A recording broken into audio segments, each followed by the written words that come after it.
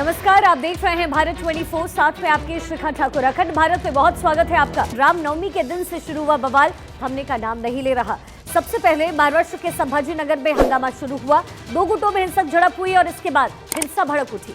महाराष्ट्र से शुरू हुआ ये बवाल गुजरात के बाद बंगाल और अब बिहार तक पहुंच गया है। बिहार के सासाराम में दो गुटों में झड़प हुई। ऐसे में आपको दिखाते हैं कहां पर क्या क्या हुआ सिलसिलेवार तरीके से।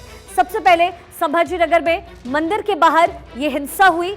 रामनवमी पर कहां कहां क्या कुछ हुआ है इसकी जानकारी हम आपको दे रहे हैं। सबसे पहले संभाजीनगर में, इसके बाद हावड़ा में शोभा यात्रा में पत्थरबाजी की घटना सामने आई। इसके बाद फिर वडोदरा में दो गुटों में पत्थरबाजी हुई, जहां मामला और गरमाया। लखनऊ में इसके बाद दो समुदाय के बीच हिंसक झड़प। इसके बाद मुंगेर में जुलूस के दौरान तनातनी देखी गई। नौगछिया में झंडे पर वहां झगड़ा हुआ, तो वहीं सासाराम में पत्थरबाजी और आगजनी की गई। तो भारत के अलग अलग राज्यों में रामनवमी के मौके पर यह तमाम बवाल हुआ है। और देखिए, अब आपको हर जगह की तस्वीर दिखाते हैं और उसके बारे में तफसील से बताते हैं। तस्वीर बिहार के सासाराम की, जहां पर दो पक्ष आमने सामने आ गए। इस दौरान हुए विवाद में पत्थरबाजी, वाहनों में तोड़फोड़ और कई झोपड़ी नुमा दुकानों को आग के हवाले कर दिया गया। इलाके में तनाव का माहौल लगातार बना हुआ है, जिसे देखते हुए यहां पर धारा 144 लागू कर दी गई है।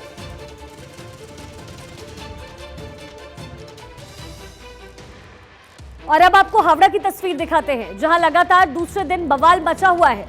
हावड़ा में दूसरे दिन भी पत्थरबाजी की गई। रामनवमी के दिन वहां जब जुलूस निकाला गया तो पहले पत्थरबाजी हुई, फिर आगजनी हुई, वहां खड़े वाहनों को आग लगाया गया। और आज दूसरे दिन भी वहां पर बवाल थमने का नाम नहीं ले रहा है। लगातार पुलिस टीम की तरफ से कहा जा रहा है कि मामले को कंट्रोल करने की कोशिश बंगाल पुलिस कर रही है, लेकिन तस्वीरें अभी भी वही बनी हुई है जो कल रामनवमी के दिन बनी हुई थी। अगली तस्वीर आपको महाराष्ट्र से दिखा रहे हैं। महाराष्ट्र के संभाजीनगर की ये तस्वीर। यहां पर रामनवमी से पहले जमकर हंगामा हुआ, तब प्रशासन ने मामला को ठंडा करवा दिया, लेकिन आज एक बार फिर से लोग सड़क पर आ गए और फिर जमकर हंगामा किया। तो संभाजीनगर से भी ऐसी ही तस्वीर मिली। देश के अलग अलग हिस्सों से रामनवमी से शुरू हुआ ये बवाल अभी भी थमने का नाम नहीं ले रहा है। संभाजीनगर में पत्थरबाजी, आगजनी की गई और आज एक बार फिर से लोग सड़कों पर उतर गए हैं। वहीं अब ये चौथी तस्वीर संभाजीनगर के बाद महाराष्ट्र के जलगांव की, जहां आगजनी और पथराव किया गया। इन सबके बीच बड़ा सवाल ये कि आखिर ये साजिश रच कौन रहा है। तो रामनवमी के मौके पर कहां कहां बवाल हुआ और आज भी ये बवाल ठंडा नहीं हुआ है। लगातार प्रशासन की तरफ से एक्शन लिया जा रहा है, लेकिन बावजूद इसके ये लोग घर से निकलकर बाहर आ रहे हैं, उपद्रवी सड़कों पर हैं और जमकर पत्थरबाजी कर रहे हैं। पांचवी तस्वीर गुजरात से। गुजरात की वडोदरा में भी वैसे ही हालात है। वहां भी दो समुदाय के लोगों के बीच जमकर हंगामा हुआ। यहां भी पत्थरबाजी की घटना हुई, पुलिस पर अटैक किया गया। लगातार प्रशासन की तरफ से अलर्ट रवैया अपनाया जा रहा है, लेकिन बावजूद इसके देश के अलग अलग हिस्सों से पत्थरबाजी और आगजनी की तस्वीरें मिल रही है। तो देश के अलग अलग हिस्से में ये बवाल हुआ है, उपद्रवियों ने जमकर उपद्रव काटा। अब सवाल ये उठता है कि समाज पर आखिर जहर किसने घोला है, किसने नफरत की आग की साजिश फैलाई, जबकि देश में सभी लोग अमन और चैन से रहते हैं, एक दूसरे धर्म के त्योहार में लोग शिरकत करते हैं। फिर इस पवित्र महीना रमजान में, रामनवमी में और अगले दिन आखिर क्यों हंगामा किया गया, इसके पीछे आखिर वो कौन लोग हैं।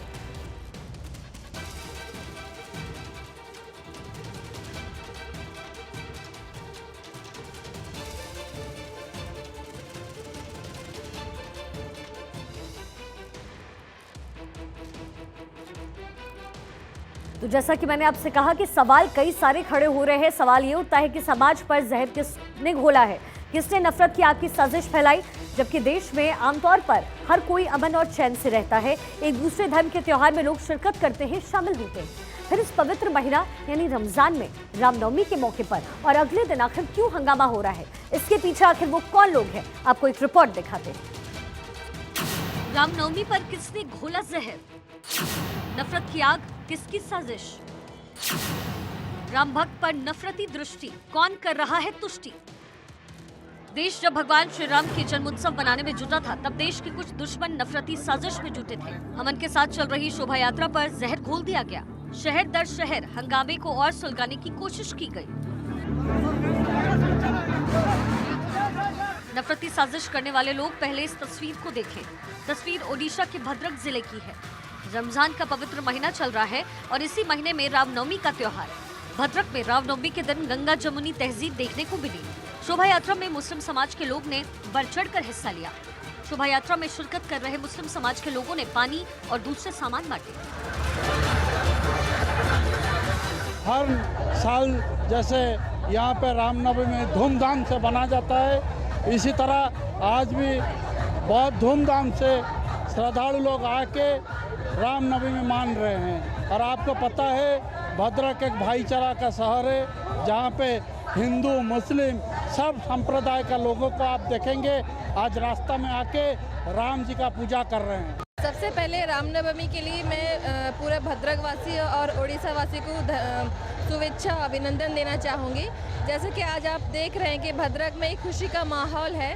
सब लोग मिलके यहाँ पे इस रामनवमी को सेलिब्रेट कर रहे हैं और हम सब लोग भी इस नगर शोभा यात्रा को वेलकम करने के लिए यहाँ पे मौजूद हैं। तो सबको मेरी तरफ से बहुत बहुत शुभकामनाएं और हर साल की तरह इस साल भी हम लोग सब मिलके ये फेस्टिवल सेलिब्रेट कर रहे हैं। अब जरा इन तस्वीरों को देखें। शहर दर शहर आगजनी और बवाल किया गया। एक दो नहीं बल्कि कई शहरों में राम जन्मोत्सव के दिन हिंसा का खुलेआम खेल खेला गया। हिंसा और बवाल करने वाले लोग भद्रक जिले के लोगों से सीखें, उनसे समझें कि समाज में कैसे शांति का माहौल बनाया जाता है, वो भी तब जब पवित्र महीना चल रहा है।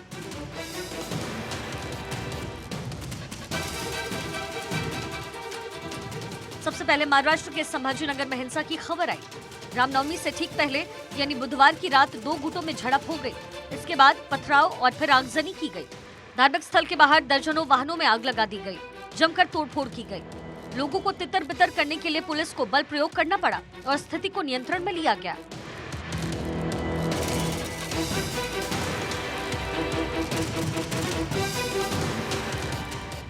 इसके बाद जलगांव में भी हंगामा हुआ। म्यूजिक बजाने को लेकर दो गुटों में झड़प हुई और देखते ही देखते ये झड़प हिंसक हो गई। दो गुट आपस में भिड़ गए। इसके बाद शिंदे सरकार एक्शन में आई और धरपकड़ अभियान शुरू किया। कई लोगों को हिरासत में लिया गया। हिंसा की तस्वीर पश्चिम बंगाल में दिखी। हावड़ा और उत्तर दिनाजपुर के डालखोला में जमकर बवाल हुआ। हावड़ा के शिवपुर में दो समुदाय में झड़प के बाद हिंसा हुई। इसमें पत्थरबाजी भी हुई। इसके बाद वहां कई वाहनों और दुकानों को आग के हवाले कर दिया गया। बाद में पुलिस मौके पर पहुंची और आंसू गैस की मदद से लोगों को वहां से हटाया। कुछ लोगों को वहां गिरफ्तार भी किया गया।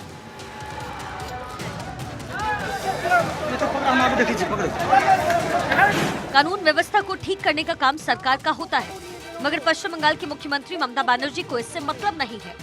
उन्होंने इशारों में बीजेपी को निशाने पर लिया तो बीजेपी ने भी दीदी पर हमला बोला। রামনবমীর দিন যা অস্ত্র পাবো নিয়ে বেরোবো, দেখবো কে কি করতে পারে। আরে তোর যা অস্ত্র তুই তাই নিয়ে যা, আমি রামনবমীর মিছিল আটকাবো না। কিন্তু মনে রাখো মিছিল আমরাও করবে, তোমরাও করবে। রমজান মাসও চলছে, রোজার মাসও চলছে। একটা মুসলিম এরিয়ায় গিয়ে হামলা করলে মনে রাখো তার বিরুদ্ধে আইনত পদক্ষেপ নেবে। মিছিল মিটিং করার তোমার অধিকার আছে, দাঙ্গা করার অধিকার নেই। ममता बनर्जी बतौर बंगाल के मुख्यमंत्री और गृह मंत्री इस हिंसा के लिए सीधे तौर पर जिम्मेदार हैं। जब बंगाल में 10,000 से अधिक रामनवमी के जुलूस निकल रहे हैं, उस दिन ममता बनर्जी हिंदुओं की भावनाओं को, उनकी आस्थाओं को दरकिनार करके धरने पर बैठी हुई थी। जब उनको प्रशासन और पुलिस बंदोबस्त देखना चाहिए था, तो वो राजनीति कर रही थी। साथ ही में उन्होंने हिंदुओं को ये हिदायत भी दी कि मुसलमान इलाकों से ना गुजरें। आज़ाद हिंदुस्तान में मुसलमान इलाके क्या होते हैं, ये हमारी समझ से परे है। बंगाल से पहले दोपहर में गुजरात के वडोदरा में हिंसा हुई। यहाँ के फतेहपुरा में एक नहीं दो बार पथराव हुआ। यहाँ दोपहर रामनवमी की शोभा यात्रा निकालने के दौरान पथराव होता है। पुलिस आती है और थोड़ी देर बाद वहाँ फिर पथराव हो जाता है। यहाँ से कुछ वीडियोस भी सामने आए जिसमें बच्चे महिलाएं सब भागते दिखे।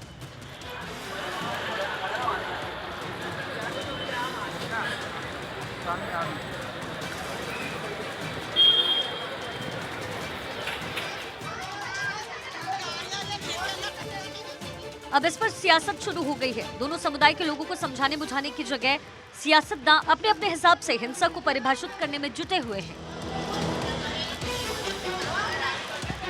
First and foremost, as the Member of Parliament from West Bengal, but more than that, as a citizen of India, I must express great concern and sorrow and sadness at what is happening there.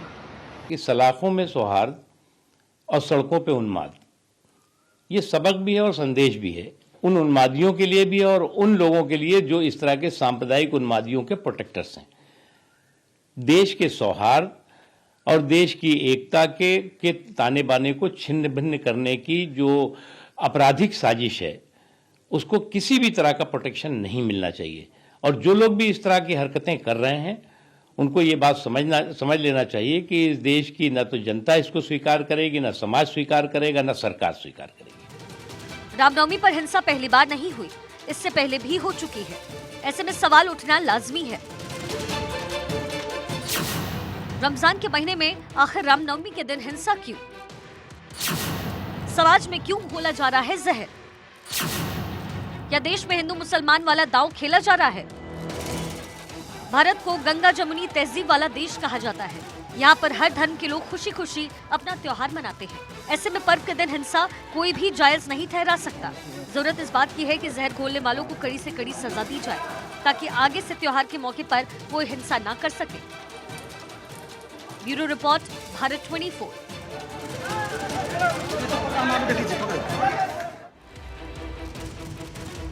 इसी बीच मध्य प्रदेश की राजधानी भोपाल में सिंधी समाज के सम्मेलन में देश और दुनिया से सिंधी समाज के लोग पहुंचे। इस सम्मेलन में शिरकत करने संघ प्रमुख मोहन भागवत भी पहुंचे। भोपाल में सिंधी सम्मेलन में जुटे लाखों लोग। भागवत और शिवराज भी हुए शामिल। सिंधी समाज के 4 संतों ने बांधा समा। सिंधी समाज के सम्मेलन में देश दुनिया के सिंधी समाज के लोग शामिल हुए। संघ प्रमुख मोहन भागवत भी सिंधी समाज के सम्मेलन में शामिल होने के लिए भोपाल पहुंचे।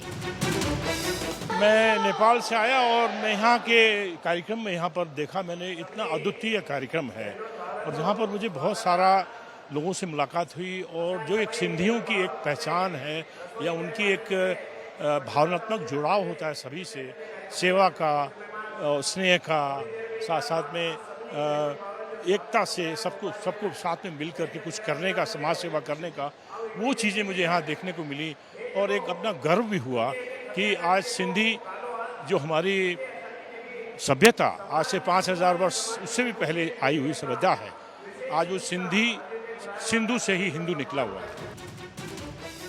इस प्रोग्राम में 4 बड़े संत और मध्य प्रदेश के मुख्यमंत्री शिवराज सिंह चौहान भी शामिल हुए। सिंधी समाज के लोग इतनी बड़ी तादाद में पहली बार भोपाल में जमा हुए। इस आयोजन में पाकिस्तान, दुबई, अमेरिका समेत कई देशों से सिंधी समाज के लोग आए हैं और इससे पहले यहाँ पर प्रोग्राम को लेकर खूब तैयारियां भी की गई थी। पाकिस्तान में जो सिंधी समाज के लोग हैं वो अच्छी स्थिति में नहीं है, खासतौर से हिंदू सिंधी जो हैं, और उनको लेकर कुछ न कुछ कदम जरूर उठाए जाने चाहिए। ये सम्मेलन शहीद हेमू कलानी के जन्मशती वर्ष के उपलक्ष्य में आयोजित किया जा रहा है। इसका आयोजन भोपाल के भेल दशहरा मैदान पर किया गया। इसे भारतीय सिंधु सभा और देश भर की सिंधी पंचायतों ने मिलकर किया। इस मौके पर भेल मैदान पर एक प्रदर्शनी भी लगाई गई। इस प्रदर्शनी में भारत पाक बंटवारे के दर्द को बयां किया गया। इस प्रदर्शनी में दिखाया गया कि कैसे बंटवारे के दौरान लोग अपनी जन्मभूमि से दूर हुए थे। इसके अलावा यहाँ पर अमर शहीद हेमू कलानी के बलिदान की गाथा भी दिखाई गई। Bureau report, Bharat 24। और अब खबर राजस्थान से। राजस्थान में पेपर लीक, नकल माफिया पर कसा शिकंजा। एसओजी में special task force anti cheating का होगा गठन। परीक्षाओं में पेपर लीक, नकल माफिया पर कसेगी शिकंजा। Special task force anti cheating के संचालन के लिए 39 पदों का सृजन। सीएम अशोक गहलोत ने गठन को मंजूरी दी।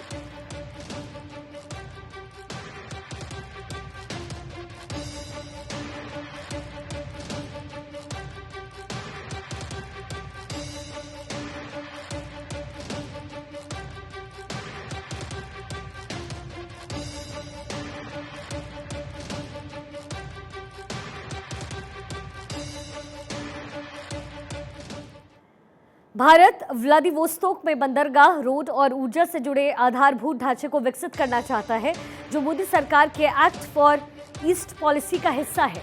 इकोनॉमिक टाइम्स की रिपोर्ट के मुताबिक चीन इस इलाके में अपनी पकड़ को मजबूत कर रहा है और यही वजह है कि रूस चाहता है कि भारत उसके इस इलाके में अपनी उपस्थिति को और ज्यादा बढ़ाए। चीन के कई राष्ट्रवादी रूस के इस इलाके पर अपना दावा करते हैं। रूस और भारत दोनों ही trans Arctic container shipping line शुरू करने की संभावना पर चर्चा कर रहे हैं, जो उत्तरी समुद्र के रास्ते से होकर जाएगा। रूस के फॉर ईस्ट और आर्कटिक मामले के मंत्री एलेस्की शेकुनोव ने इसकी जानकारी दी। एलेस्की भारत की यात्रा पर आए थे और बंदरगाह और जहाजरानी मंत्री सर्बानंद सोनोवाल के साथ मुलाकात की। रूस की योजना है कि यूरोप जाने वाले सामानों को दक्षिण या पश्चिम के रास्ते की बजाय उत्तरी समुद्र के रास्ते और पूर्वी रास्ते से किया जाए, जो दोनों ही देशों के बंदरगाहों के बीच हो। इससे मॉस्को से भारत आने वाले कंटेनर का खर्च व्लादिवोस्तोक से मंगाने पर 30% कम हो जाएगा। इससे पहले पीएम मोदी ने ऐलान किया था कि भारत उत्तरी समुद्री रास्ते को विकसित करने और उसे वैश्विक व्यापारिक रास्ते में बदलने में रूस की मदद करना चाहता है। उत्तरी समुद्री रास्ता या नॉर्दर्न सी रूट में रूस का पूरा आर्कटिक का इलाका और सुदूर पूर्वी इलाका आता है। पुतिन चाहते हैं कि इस रास्ते को विकसित किया जाए, जिससे उनके इस वीरान इलाके को फायदा हो। ये इलाका वैश्विक ट्रांसपोर्ट का हब बने। इस रास्ते के बनने से यूरोप तक जाने का खर्च और समय दोनों ही बचेगा। अब तक जहाज स्वेज या पनामा नहर के माध्यम से ही सफर तय करते हैं।